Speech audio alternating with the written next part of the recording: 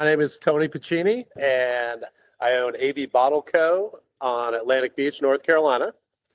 And we are a small, really small craft beer focused tap room bottle shop. We've been in business for 10 years. I've owned this place for 6. Moved to North Carolina from Phoenix, Arizona, where I worked in advertising, and I was also a home brewer. Worked for the Arizona Society of Homebrewers, got into distribution myself. I got my distribution license and brought the first Vermont beer into Arizona, Rock Art Brewing out of Vermont, where I'm originally from. And yeah, I ran that for about 10 years and then had a family situation where we had to move to North Carolina. My wife's father fell ill, so we came here and sold off the brands in Phoenix and moved here. So that's kind of how I ended up in Eastern North Carolina. I'm sitting here, the beaches or the Atlantic Ocean's like an eighth of a mile right up the causeway here. So it's kind of cool place. Absolutely. What was the name of your distributorship out in Arizona? Pitcher of Nectar Distributing. Nice. Being from Vermont, big fish guy. So kind of played, it's a picture of nectar, did Pitcher of Nectar, and found out that a pitcher of nectar is actually, I think it's a Hindu religion. The forces of good and evil are fighting over the soul of humanity, which is in a pitcher of nectar. So I like it. I've been up to Vermont quite a bit. Buddy from high school, I guess acquaintance, had a Higher Ground Cafe there, which was a big music venue up there. So that's when I started this business. I was booking bands in the Mid-Atlantic back in '08. And then while I was also working in the alcohol industry and stuff like that. So obviously those two services paired well together in the on-premise scene. So definitely, yeah. So tell me a little bit about what for somebody that's never been to the area where your bottle shop's located right now. Describe the community, the environment, and the types of consumers that kind of come into your place. Obviously, there's a tourist season component to it, but you still have a year-round business with it. Yeah, correct. Right now we're seeing a lot of people coming in to rent houses. Again, this is considered the southern Outer Banks. It's not, where everyone knows the Outer Banks. It is cool the way it's situated. When you're standing on the beach looking at the ocean, you're actually looking towards Miami. So you're looking south. So you get the sunrise and sunset over the ocean, which is real cool. It's kind of it's a sleepy beach town most of the year. Picks up about this time through, between June and August. It gets super busy here. We have a great local community. There's about 12 to 1,300 residents that live in Atlantic Beach. We have a great, like I said, regular crowd that comes in. We're not a late open place. We open at 3 and close at 9 during the week. We have a lot of people that come in, have a couple beers. I've looked at craft beer, and I'm sure you have too, as a community building experiment, So people like to come in, they don't like loud music. They want to just sit, have a couple beers, get caught up on things, talk to the bartenders. We have a great bar staff. And it's just more of a public house kind of feel. We are not a dive bar. We're very, keep this place super clean. And I travel to get beer. So we literally are the only ones within 100 miles of us that have certain beers that you can't get anywhere else around here. So I'll go down to Wilmington, for example. That's 2 hours south of us, and pick up beer from breweries that aren't, being distributed up here. So it's kind of the way we've always operated the business, just making sure that we're offering something different for people. The Beer Geek, for example, like all our menu board is powered by Untapped. So people can check in here. They can check in their beers. They're on the on the menu board and really feel like they're part of this. Well, I get a lot of input from people that come in, and we try to accommodate as best as we can. So that's kind of where we are. Yeah.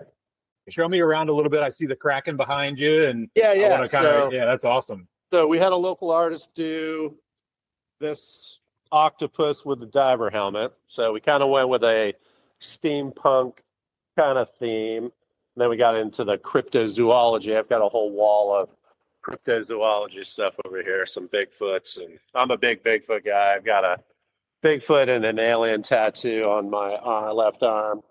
The bar's here. I'm going to walk over this way, and you can see we're a small place. We're about just under shy of 1,000 square feet. We do have 12 taps. I don't have the cooler lights on, but we have 3 coolers. We keep all our beer cold, and everything rotates. Taps, everything in this cooler rotates. I don't keep the same things. There's a few things we keep, but, with some ciders and things like that. But other than that, and I'll walk over here to our THC wall, and we are selling quite a bit of THC, hemp-based products. And we do make in-house cocktails with the Willie's Remedy. It's a 10 milligram, and we designed a few drinks. I've bartended quite a bit, so I've come up with some cool recipes. We do a margarita. We call it the margarita, and we don't use any bar mix because bar mix gives me heartburn and it's full of sugar. So same. So we use agave nectar and the key lime juice and a shot of that, and then I found a product. We were doing egg whites on it when we shake it, so it would have that froth, and we were finding that we weren't making enough, so egg whites were getting thrown away. One of our suppliers gave us a option, which is really cool. It's a eggless foaming agent that you can put in, and it gives it the same kind of froth. And then we also use in that, I don't know if you've heard of Poppy prebiotic sodas. Oh, yeah. Yeah, so we use the lemon lime soda in that as well. And that's kind of the filler to get, the 16-ounce pour, but it's absolutely delicious. Yeah. That's awesome. So you got the functional aspect as well as the infusion aspect for it. So you hit both sides. Nice. Yes. I'll connect with you on the cryptid stuff too. Can you see? Oh, yeah. I love it. Kindred spirits here, man. Yeah, I love it. A couple years ago when I started these podcasts, I actually interviewed Laura Wayland over at Outer Banks Olive Oil Company, and I think they have Front Porch Cafe and stuff like that. Yep. Yeah, so it's interesting. It's interesting years into this now, meeting guests, and then all of a sudden it's like, oh, I did interviewed a couple years ago, somebody right down the road from you. I love it. Perfect. Well, let's talk a little bit about this is focused on kind of pushing through with Regulate Don't Ruin NC.com. We're pushing through the advocacy campaign. We want to encourage your customers as well as those in the greater community. Talk a little bit about, where the hemp beverages have gone with you when you started, and then if they disappeared tomorrow due to legislation and political issues, kind of how would that affect your business and the kind of how the layout of everything is moving forward? Okay. We started carrying THC very light. Maybe there was a brand, I can't remember the name of it. It was one of the first ones that came out. And we just kept it in a small cooler. I think there were 2.5, 5 milligram. And that was about 3 years ago. And then we've built it up to a point where now 2026, I just looked at some numbers over the last 18 months and it's become 35% of our business. And oh, wow, that's a large amount for a craft beer store. We do sell primarily, most of it is to go, so off premise. We do carry everything from 5 milligrams all the way up to 60 milligrams per, we got 4 packs that are 12-ounce cans of 60 milligram. Those we do not allow to drink on premise. We max out at 10 milligrams.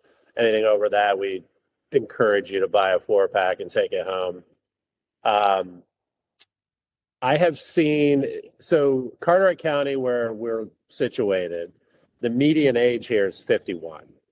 And I have seen, especially over the last 2 years, a lot of people, an older demographic that has stopped drinking alcohol completely, and they're coming in to purchase, whatever they feel comfortable with. I've been an advocate I mean, I grew up in Vermont, so so during the You 80s. mentioned fish as well, so I Yeah, may have targeted you. So, yeah, so growing up in the 80s in Vermont, there was a lot of, marijuana, and I'm a big advocate of it.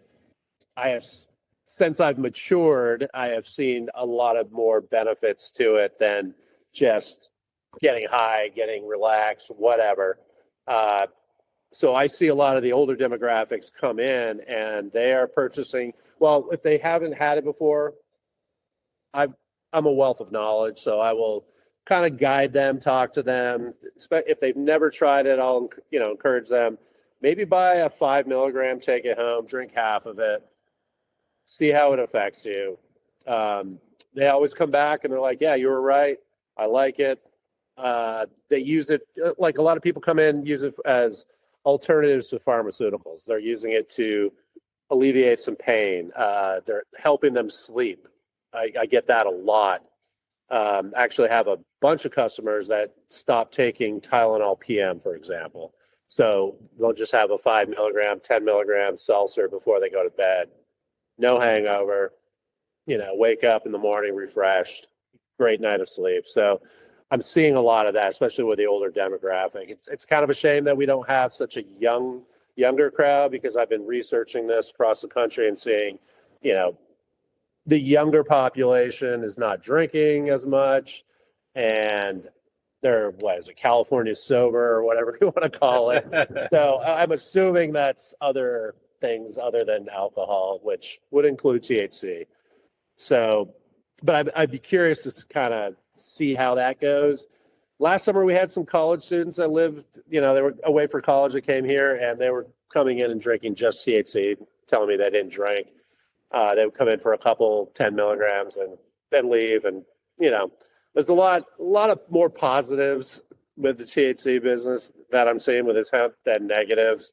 And as far as if it went away tomorrow, I'd probably have to close my doors, because 35% of our sales being a significant amount of total sales would result in us closing. I would be afraid. So whoever's listening, really pay attention to that, because I see a lot of small businesses that are doing similar things that we're doing with THC, and it's a significant part of the business. It's also they call it a social tonic.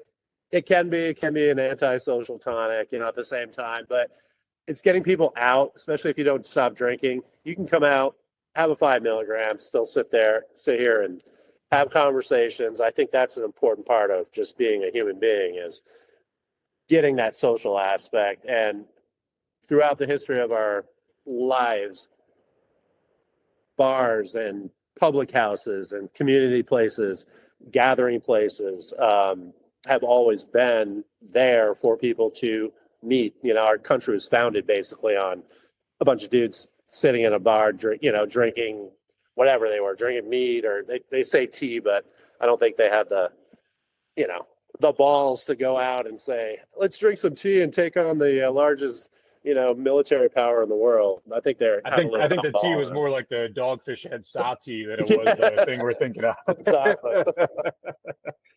No, you're right. And I think Philadelphia, I think it's like a City Tavern or one of those places claims to be, one of those original spots where they did that. And I appreciate you giving the history aspect of it. And talk a little bit about, we talked off camera. You said 27 years in the beer business. Yes. Yeah. Talk a little bit about that evolution as well, too. Like how I interview some people, and I actually had a great interview a couple months ago on somebody else, or I was on somebody else's podcast where it was a brewer in Philadelphia. And he was talking about how originally when the hemp beverages came out, he thought it was competition. He wanted nothing to do with it. He wanted it dead. Where did you feel like when it came out? And obviously your Vermont and your music days are going to affect that as well. But talk about how you saw it folding into what already existed on the on-premise and actually being an enhancer to expanding your audience, essentially, and now a place where it's a vital piece and pillar to your business. Yeah. When I got into the beer business in Arizona, distribution side, it was a new emerging market, craft beer there. So, I mean, there are plenty of spots, but I saw it grow to a point where I was like curious on when this bubble was going to break. I'm kind of seeing that now. I never thought of it as competition. I thought of it as an enhancement to my business because, let's face it, the alcohol, even though we love beer, alcohol is a lot more dangerous than, as far as I'm concerned, THC beverages. You're not going to have a 5 milligram and pull out of here and get into an accident. I mean, that's just not going to happen. I've never seen it. So I've never looked at it as competition. I actually welcomed it. We were one of the first ones in this area to carry it. We were the first ones to make cocktails with the product that, we do the 10 milligram shot, ounce and a half shot, 10 milligrams of making cocktails. And a lot of the other places around here started hearing and seeing that, coming in, asking questions, and then all of a sudden they're carrying it. So we've been very progressive as far as that goes, bringing it here. I think because of the older demographic here, a lot of people, restaurant owners, thought it would not be a good fit. And they are seeing now that, yes, it is a good fit, because I talk to restaurant owners around here that, put up big numbers and they're significantly down on alcohol sales. So these big restaurants that are seeing that happen are telling me, yeah, we probably need to bring in some THC and offer that as well. So, I mean, 35% is, I was doing some market research in New Jersey a couple of months ago, surveying about 100 different retailers. And I was shocked to hear that they were 25 to 30%. So that's also on the flip side of it, incredible for you to grow that category the way you did to be 35% of your business. Personally, like I said, I'm 20 years in the alcohol business, and I'm 3.5 years sober from alcohol. And not because I'm against alcohol. I still carry it around in my car. I go door to door and sell it. But for me, as you know, you were in the business at the heyday as well as craft beer. Yeah. We went pretty hard, and I kind of had to throw in the towel a couple of years ago. And the industry was a lot different than it is today. Yeah. A lot of people entered the industry. The professionalism's a lot higher. There's a lot. It's a lot more organized than it was back then. And I don't mean disorganized as much as it was such chaos of a wave. We were just riding it as hard as we could, as long as we could. So now it's time to, everybody's getting into the business aspect, understanding their numbers, and it's a whole different environment. So, like, for me personally, these hemp beverages are the contributor to that sobriety. And I tried 4 or 5 times prior. So everything you're talking about from a health aspect, as well as the biggest thing I missed, the year I left the business, I missed going to the bar, not drinking. It was just going to the bar, sitting at a bar stool and meeting strangers. And just like I am right now, doing this with you over Google Meet and dozens of people every month. But, what do you think? How do you think it would affect? I mean, obviously, let's make the assumption. Would you say it would affect the on-premise foot traffic regardless as well? Like, people might pull back and go buy stuff online or figure out another way, because if that stuff doesn't exist, there's probably a decent amount of the audience that may not go into any bar regardless of where they are. Right. Again, the people that come in here, it's mostly off premise. So they'll come in, purchase, and then leave. As far as the hemp goes, I'm not sure how states get around the purchasing online. I know I see a lot of Willie's products. I mean, I guess he has gummies now and flour and everything else that you can purchase online and get it shipped to you. Personally, I think that, just knowing what I know from, being a hemp advocate and, marijuana advocate for, 30 plus years, people are going to go to the black market. And that to me is scary, especially these days, because all of a sudden you're looking at not only more arrests when people shouldn't be in jail for, possession of marijuana. It shouldn't happen. But the fentanyl issue, I've seen a lot of cases where people are getting laced marijuana with, fentanyl. And it's just a sad, story of the time we live in. We're going to go backwards. And I've really seen people, eyes opening to this product. I've seen a stigma behind it leaving because, again, the older demographic, these are probably parents of people my age during the 80s that didn't want anything to do with marijuana. It was a drug, the weed, the devil's lettuce, whatever you wanted to call it. And they're the ones coming around and saying, you know what? I'm retired. I live at the beach. I don't drink anymore. It's nothing better than getting mellow on a 10 milligram seltzer and watching the sunset over the ocean. And that's what it is. I just got chills when you said that. That sounds like a dream moment right there. Yeah. I mean, that's what I'm seeing with these people. So there's going to be a lot of public backlash if this goes away. It's funny that the suite next door to us, the building we're in is a 4-suite, building. Our landlord is on the far end, and they're from New Jersey. They're a pizza place. Next door to us directly is a Delta 9 THCA dispensary. My son actually works next door. He's actually next door right now. He's 22. He knows more about marijuana than I ever did, which is, great. But he's one of those guys, the older people go in there and they talk to him and he guides them in the right direction as well. There's another small business that potentially could go out of business, So now you're looking at the pizza guy with 2 empty suites trying to rent those in a tough economic time, especially going out of the summer and into the winter. Could have 2 vacant spots here for a while. I mean, that's the reality of how I look at it.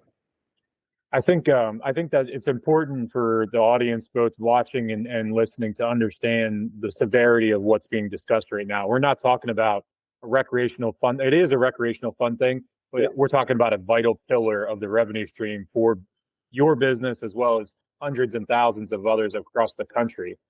The other 2 retailers I interviewed the other day with over in Asheville, it was the same from them. They're both in the bottle shop aspect, and it's such a significant piece that they're also afraid that if that does go through, they would be that. One of the things that's super interesting that you bring up is the black market piece. And I want to talk about from your end of things. You and I both have been advocates and participants in the marijuana industry for a long time. Let's explain to the audience and any lawmakers that might be listening, when you ban something but you don't enforce it, which there's no budget to enforce the ban. That's the one piece of the legislation part that's interesting. There's from the Appropriations Committee, there's no budget of enforcement. So let's just say the ban goes through. Let's talk a little bit about how easy it is for all the good people that are in it. They're going to not do it because it's going to be banned by the government, and they're going to walk away and they're going to say, I'm not going to mess around. I'm not going to risk this. But for a bad actor to not have an enforcement budget, that's a green light and a straight runway for success in that aspect. And then thus this health and human services detriment to the safety of the public. Yeah, exactly. It's like I said, when you're talking about black market, I mean, prior to 10 years ago, that's how people got their marijuana, and if you didn't know the guy, and growing up in Vermont in the 80s, that's just the way it was. But, you knew people that grew and you would feel more comfortable purchasing things from them. But again, it's all, it's illegal. You're buying stuff from the black market, and there's so much potential for tax revenue, keeping it legal. The thought process should be regulating, figure out the best way to regulate, figure out a good tax revenue stream from this, and everyone's happy. Otherwise, it's just going to be the Wild West again. People are just going to be going to the street. They're going to be doing deals in parking lots, and that's not good for anybody. I mean, that's just, this marijuana, and I saw this great meme, and I've been seeing them on Instagram a lot. It's, the marijuana leaves in handcuffs, and the cigarette, the pills, and the alcohol are all in their suits, and they're all cool. It's like we're demonizing the natural plant, but the poisons that are being pushed on people are perfectly fine and legal, Not saying we need to make all that illegal. What I am saying is I see it as alcohol has a big lobbying group. Pharmaceuticals definitely do. There's a lot of politicians that are in those back pockets, and they don't want to see something that's eating into their profits, so they're trying to kill it. I think it, again, is an enhancement because these people that are quit alcohol, they're not, just because THC's gone, they're not going to go back to drinking again. They're going to figure out, they're going to figure something else out. Human beings for the most part like to have a little buzz. I mean, that's just part of being alive.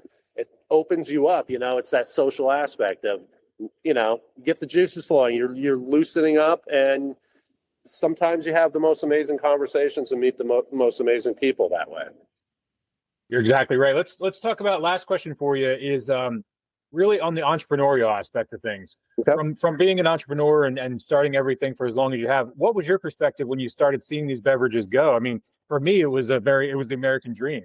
Some people like to say the word loophole to throw that negative thing in, but I saw that there's opportunity within a framework that they ran with. And I think I am publicly here, not afraid to say this. It's an un-American thing to like take that away.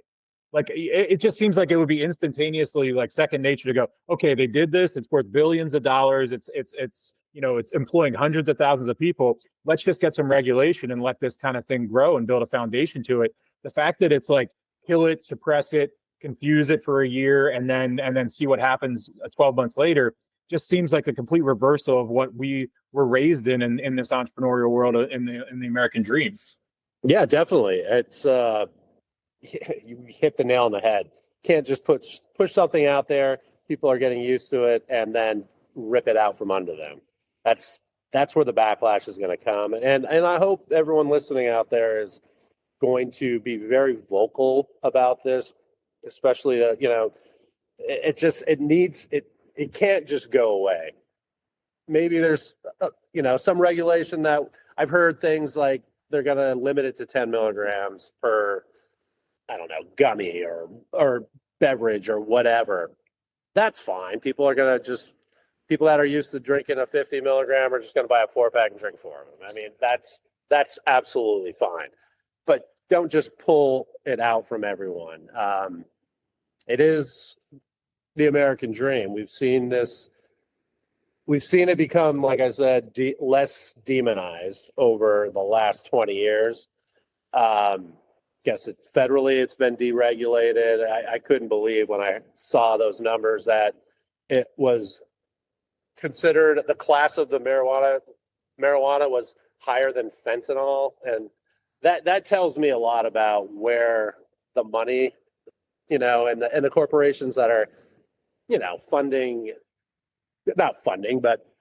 slipping politicians money to keep things going. It's like, okay, let's all step back and take a look and see how many people are actually addicted to marijuana. I would say 0. You're not. It's a habit forming, yes, but it's not addictive. We can be funny and say, and I always say this to people, if you're high, you're probably driving 10 miles an hour under the speed limit. You're more of a cautious driver. Not saying that that's acceptable and you shouldn't get super high and drive. But it's just funny to think about it that way. Alcohol is a lot more detrimental. It's ruining families, with alcoholism and things like that. If you're super high all the time, you may give your kids more Doritos than they should be eating, that kind of thing. So there's some very distinct differences between marijuana and alcohol. As far as the American dream, the entrepreneurial thing, yeah, I mean, it's a lot of people have figured out how to make things. I've seen brands come and I've seen them go, especially at the beginning. Maybe the flavor profile wasn't there. People are also going back to the older demographic. I'm seeing a lot of people come in very concerned about calories, sugar content, and things like that. And when they find something, they're on that brand, and that's what they want. it may be different with younger people. They're not, who don't care, but we don't really carry anything that. I know there's a lot of like soda, like THC sodas and things out there. We don't carry any of that just because it's not our people that come in here. They're more conscious about they don't want the calories and stuff. And that's one of the reasons why they stopped drinking too, is the caloric intake, from just alcohol and beer and things like that. So it's, this is a different area than the rest of the country for sure, just because of the demographic that we're serving, especially the year-round residents. But I can look at this place and kind of extrapolate through the rest of the country to figure out what's going on. And there's a lot more positive. People are looking at this a lot more with positivity than, any kind of negativity. I've never, since I've been selling this, I've never had somebody coming in and just, give me crap for selling. Oh, you're selling weed or blah, blah, blah, whatever. It's like, no, we're not. And there's been a lot more positive than negative. I actually haven't seen any kind of negativity on this at all. Well, Tony, I want to thank you for coming on today. And first and foremost, the courage and the cojones, because I gave you no questions. I gave you no prep, and we've never met before. We've never shared a beer together, had coffee together, or anything like that. So one of the underlying formats of this show is to teach human connection and to show people that you can connect with a stranger, and whether they grab tips from me or tips from you as they listen to these and watch these conversations, knowing that we literally go into these blind on camera, and we want people to understand that it is that easy to make a friend or to go out and go to a bar and socialize. We're not saying you need to go out and get hammered. That's not what we're saying. We're saying go out and socialize, whether it's a hemp beverage, whether it's a beer, whether it's a martini, whatever your drink of choice is, get out and meet your community, meet your neighbors, and start activating those types of relationships and connections. So as we're kind of closing out here, I want to remind everybody, when you're walking on the street, put your phone in your pocket, look at the strangers while they're walking down the street. When you're at the gas station filling up your cup of coffee, look to the person next to you, ask them how they're doing, and shut your mouth and listen to what they say. Engage with them and actually understand, because I want to challenge everybody, as I have for the past few weeks, 5 minutes of kindness every week to a stranger. We talk about ROIs on this show all the time. You get 20 minutes a month to strangers, you're going to help somebody with their day, their week, their month, and God forbid they don't want to be on this earth anymore. You might give them hope in that human connection that they live on and thrive for another couple of days and try to figure out, or weeks or whatever it is, to figure out where it is that they need to be in this world. So Tony, it's a lot more than just drinks on this show. And I appreciate you for again, having that courage to come on. And I really appreciate hearing your story and what's going on with you guys down in North Carolina. Well, thank you, Nate. I really appreciate it. And thanks for the opportunity to talk.